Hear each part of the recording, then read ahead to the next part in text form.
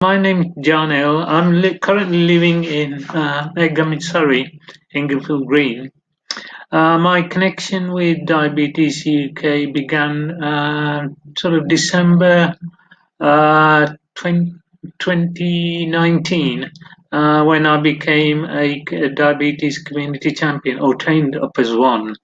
So that's been my sort of involvement there. I wanted to sort of share my sort of diabetes type 2. I had type 2 diabetes in 2008, and I managed to get it to a point where now I'm completely off medication.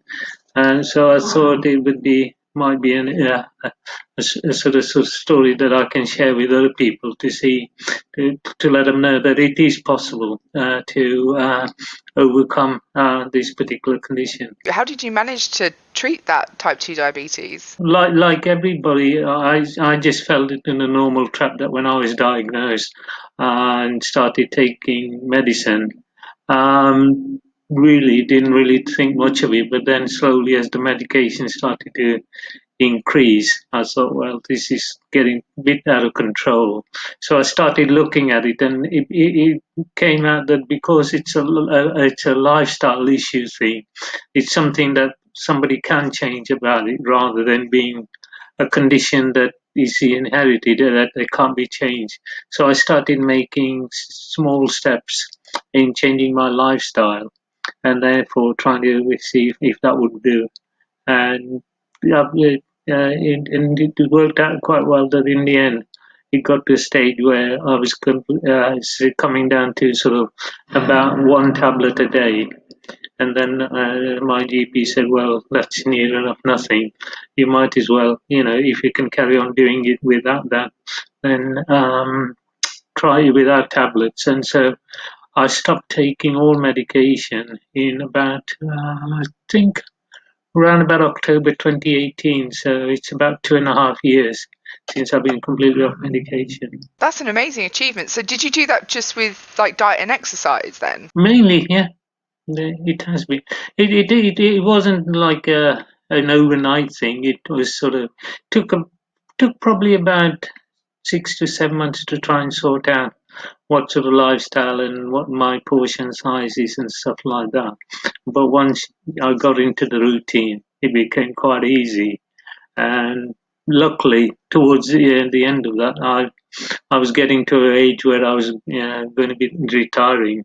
So it came to a situation where I would have more time, therefore, to be able to do more of the exercises or doing exercises on a daily basis, which I haven't been able or wasn't able to do when I was working. So that I think that probably helped as well. That having the time to be able to take out and do about an hour or an hour and a half exercise a day.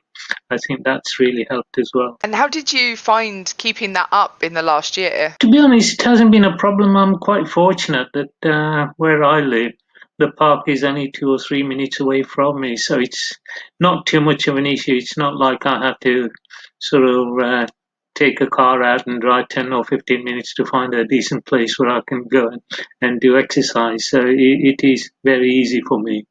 As long as the British weather lets me get out and stays dry for an hour or so, I can generally manage to get out on a daily basis without any problems. How have you found the last year? To be honest, I've done quite well. I think I've kept myself busy, as well as some of the stuff that trying to keep going in terms of keeping my health from that point of view.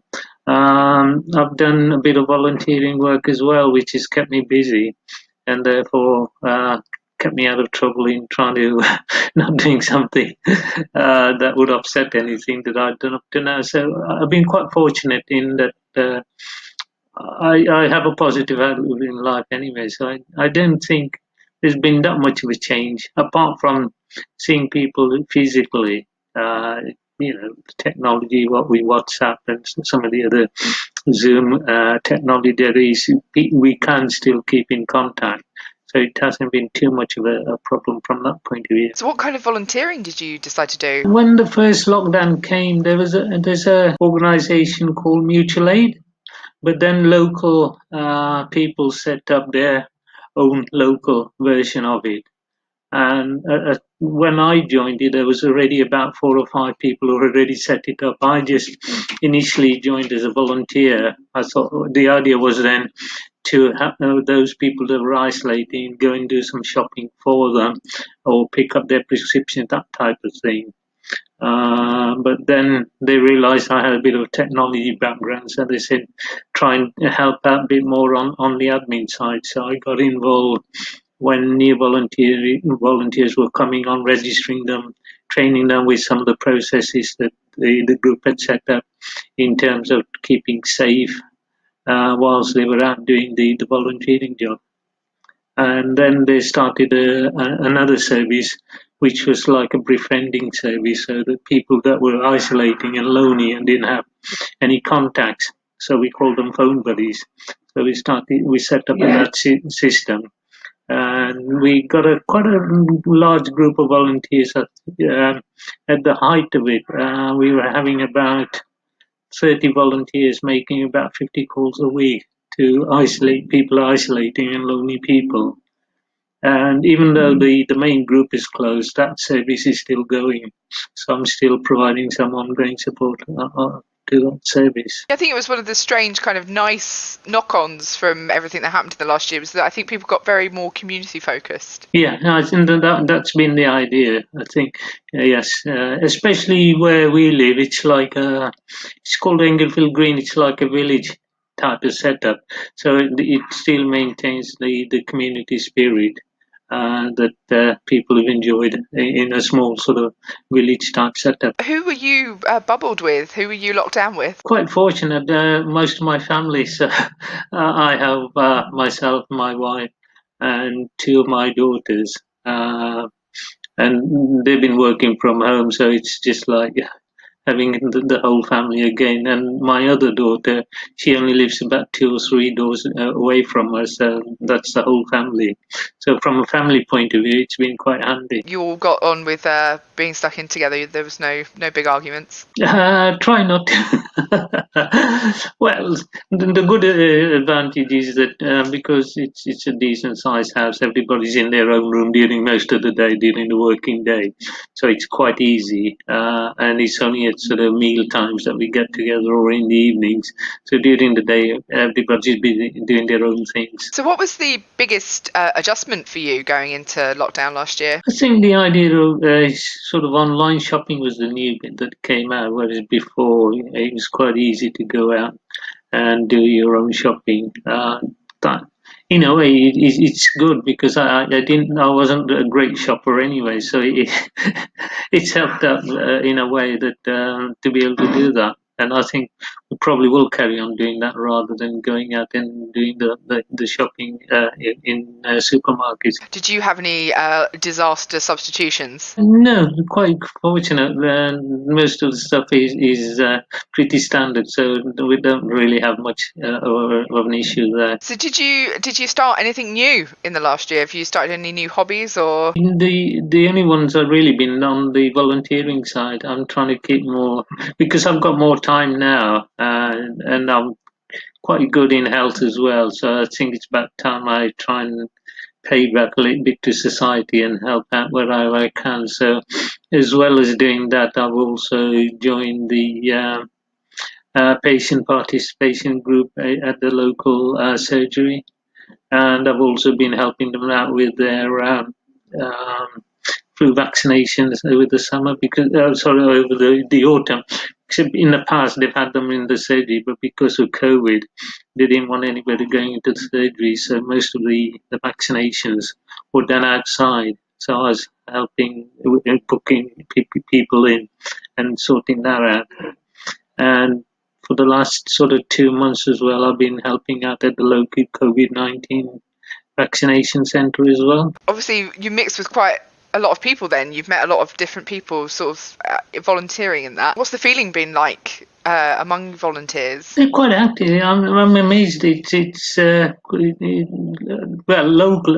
To be honest, I think the lockdown has helped broad the community spirit all over the country, not just locally around here, but the volunteers that I've been dealing with and have met are really good, nice people. And I think going forward, I think most of us will still remain in contact and continue our friendship that way. Obviously, it's been a very strange year. Have you had any particularly surreal or strange moments? Not that I can remember. It's just meeting people, I think, has been the one where some of them are really positive, even though they've got loads of problems, and yet others who look quite good seems to complain more about life than normal. So it's been interesting meeting the different ranges of people that I've met. In the sort of volunteering jobs that I've been doing. Did you notice any effect on your diabetes in the last year? It's pretty stable. It's about the same. Before I used to get blood tests every 6 months, but now they've gone onto an annual thing. And in the past sort of year, 18 months, they're pretty stable. My blood tests are about the same. They're at the bottom end of the pre-diabetic range. It's not completely, but I think the doctor is saying now, with the age and everything else, if I can maintain that, that's near enough as good as you're going to get. So I'm happy with that. Did you have any like fears or worries when we started sort of going into lockdown about how that would affect your diabetes? Initially, I thought there might be, but as I said, with the main things that are under my control, like my diet, that hasn't changed, and the exercise regime that I have.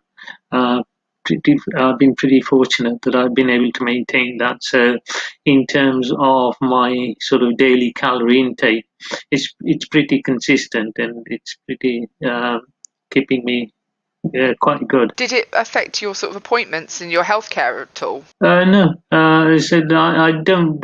Apart from only having an annual blood test, most of it is fine. So I don't have any other health issues. So as long as I can keep maintaining in the way I'm going, should be. I'm told it should be fine. That sounds amazing. It sounds like you've managed to like not only keep your health in check and keep your diabetes where it is, but you've also then taken on all these amazing volunteering positions and really like given back. I think the more active I am, I think it's better. I maintain better health that way. Otherwise, if I'm sitting around doing nothing, then you tend to eat more. So as long as I'm active, then I can keep my eating under control as well. Just keep your hands busy, then they won't go near your mouth. Otherwise, as soon as you're free, then you start thinking about food. So as long as you're active, then the mind's off it. So it's a good way. So who's been your biggest support over the last year? The whole family. We're quite good. We're quite a close family. So we support each other. So we quite well off from that point of view. Have you learned anything new about your diabetes in the last year? Trying to maintain it is the hard thing, I think. Especially as sometimes when I'm volunteering, then some of the sessions tend to finish late at night, and trying to eat sensibly after a long day can be difficult. So it's just maintaining the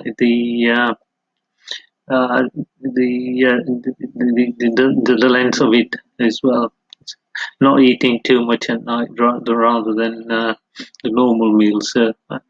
What I find is that the later I eat, the worse I am in terms of sugar levels. So as long as I can keep it eat at a decent time, early evening, then it helps to maintain my sugar levels. So how did you cope with everything going online? I mean, obviously you've been volunteering. Have you had to do a lot of that sort of stuff online? Well, the mutual aid stuff was all online, apart from when you go out and actually do the sort of shopping and stuff like that. But the vaccination stuff it has been all in person. So, but the good thing about it is that we do sort of the lateral flow test every 4 days. So, and there's a lot of wiping down of seats and stuff like that every time somebody moves.